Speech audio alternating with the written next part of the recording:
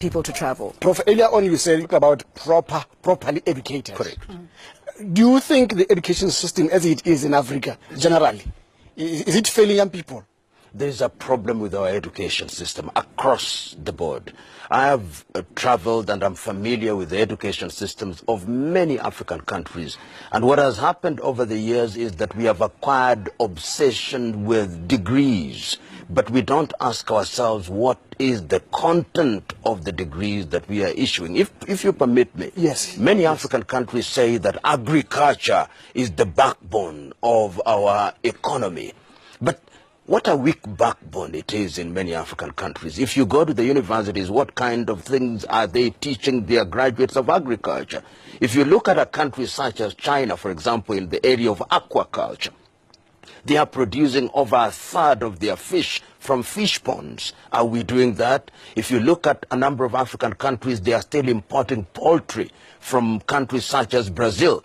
And I'm submitting to us that in every sector, whether it is in agriculture, whether it's in engineering, we must look at the content of what we are doing so that we are able to produce young men and women who are innovators and inventors, and we become manufacturers, and value addition becomes our forte. If I may, you are saying in other words, the way our education is must talk to our economic needs, must talk to what we say about our country. Let's use the example of agriculture. Yes. If at all agriculture is the backbone, then the education system must talk to this backbone. You put it so well.